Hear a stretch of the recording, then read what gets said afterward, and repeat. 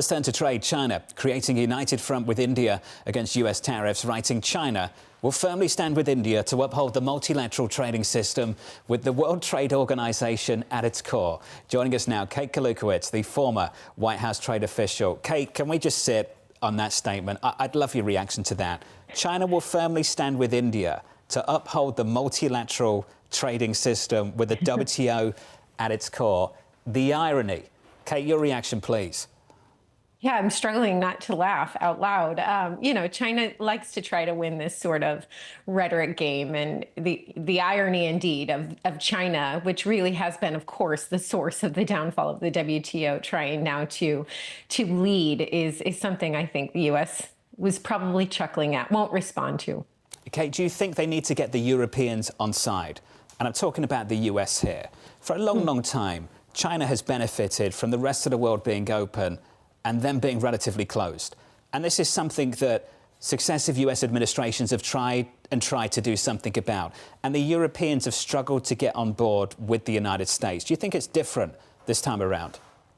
I do think it's different this time around. We've steadily seen a change in other countries, particularly the Europeans, being more willing to confront the Chinese economic challenges more directly, moving from calling China a competitor to a really strategic problem. And of course, you've seen in these trade framework agreements the Trump administration has struck with a number of countries, provisions around economic security. And that's really code words covering provisions really directed at China, transshipment, export controls, things that are really aimed at cutting this relationship economically between our trading partners and China. This is a dramatic change. Kate, what does it look like, though, if you have a China who is more willing to take in and stand by the likes of India? What does that look like, and what does it mean for negotiations already underway or pauses underway between U.S. and China trade talks?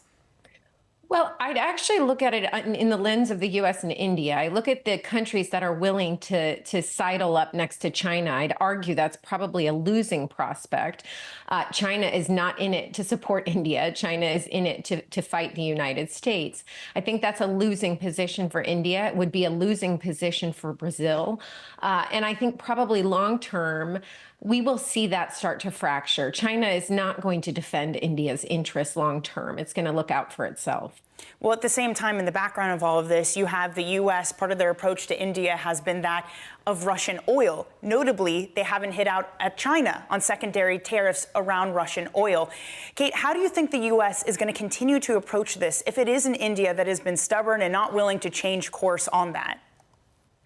It's a great question. I think that this play with India has taken a little bit longer than folks had expected. We were very close, I believe, to a trade deal between the U.S. and India, and a little bit of the stubbornness probably related to India's anger over President Trump declaring, it was he who solved problems with Pakistan and a couple other national security related items. I think this has stymied Modi's ability to maneuver politically within his own country. So I suspect we will see a leader level engagement between the presidents at some time soon. I think it will take that to unstick this relationship. But I do remain relatively positive that we will see an outcome at a very high level that takes down some of the pressure here. It will have to relate somewhat, I think, to India's move away from Russian oil. This has been something the Trump administration has really prioritized recently, which is, outside of the trade lane, but nonetheless could unstick some of the trade problems if India makes some changes the Trump administration is looking for. To your point, India is one of the last that doesn't have that high-level agreement, and we're starting to kind of understand the contours of what happens after you get that agreement with yesterday newly published version of U.S. and EU trade. Kate, it's not yet a legally enforceable pact. It's certainly a step towards one. How far are we from definitive certainty when it comes to trade for places where we have gotten those agreements?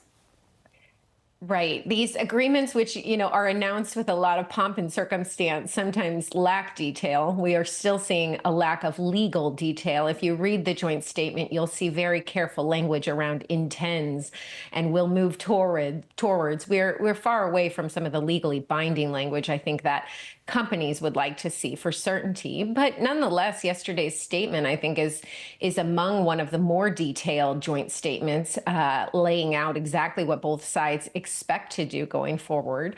We're at a fairly dramatic turning point in the transatlantic relationship. We had a president who said the EU was created to screw the United States, and now we see all of these shows of camaraderie, not only the meetings at the White House earlier in the week, but this trade framework, which signifies a win on both sides.